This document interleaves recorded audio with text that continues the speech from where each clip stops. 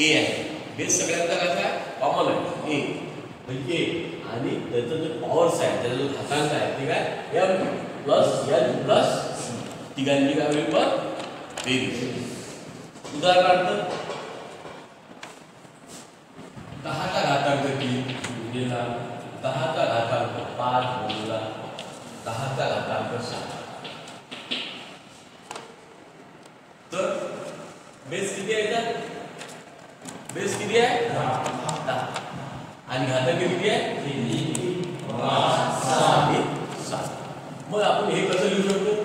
10चा घातांक 3 अधिक 5 अधिक 7 घातांकाच्या गुणाकाराच्या नियमाप्रमाणे आपल्याला ते असं लिहायला लागेल. तर काय होते? तिघांची बेरीज काय होईल? 10चा घातांक 15 म्हणजे 15. 10चा घातांक येईल ना. तसंच भागाकार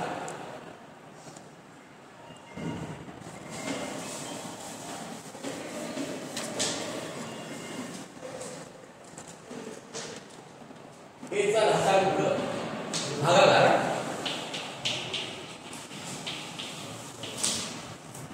ए चा घातांक m इंटू ए चा घातांक n इक्वल टू ए चा घातांक m मायनस. जर घातांकाच्या स्वरूपात आपला भागाकार आला तर तो आपण असा लिहू शकतो ज्यामध्ये दोघांचा बेस सेम आहे आणि तू कसा लिहू शकतो? 10चा घातांक m मायनस n. उदाहरणार्थ 10चा घातांक 5 भागिला 10चा घातांक 0. काय लिहू आपण याच्यात?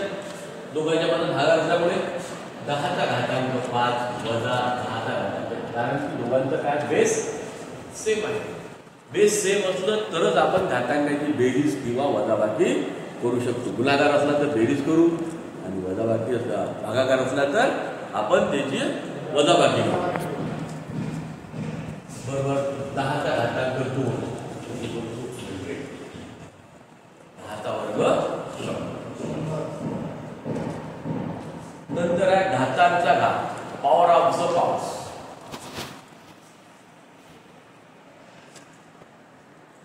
हे घातांकाचे पॉवर्सचे काही नियम आहेत, हे रूल्स आहेत, हे सूत्र आहेत.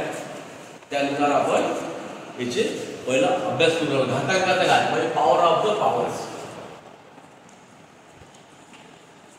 एचा घातांक m raise to the power n. एचा घातांक m आणि अंशाचा वर्ग आहे n. तर आपण काय लिहू शकतो त्याचं? एचा घातांक m इंटू n.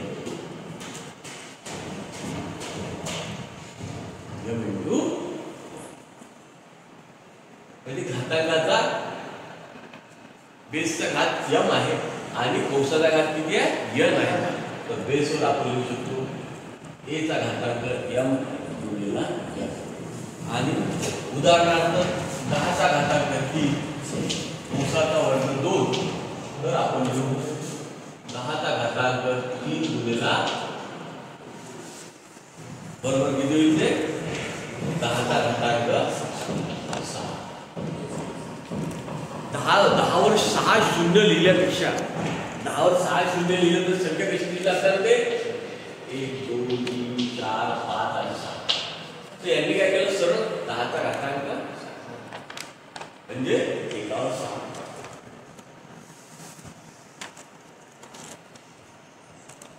नंतर भागाकाराचा घात, घातांचा घात, नंतर भागाकाराचा डिवायडेशन.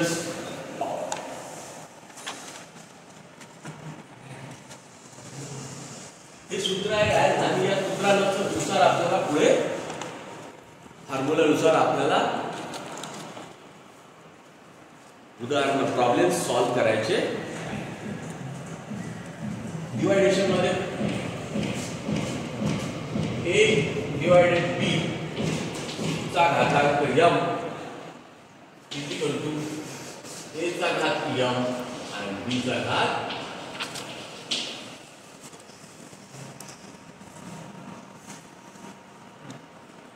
दोघांचा घात किती झाला एचा ए भागीला बी कंसाचा घात m आहे तर आपण काय पाहायला मिळतं आपल्याला एचा घातांक m आणि बीचा घातांक सुद्धा m आहे किंवा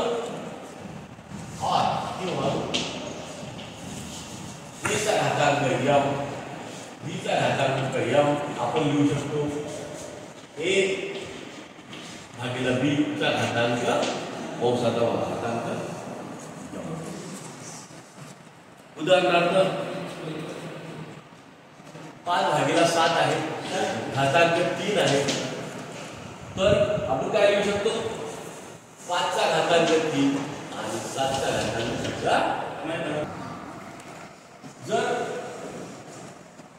5/7 कंसाचा घातांक 3 आहे तर सूत्रानुसार काय लिहू शकतो आपण 5 चा घातांक 7 चा घातांक 3 आपण लिहू शकतो ऋण घातांक मायनस पाव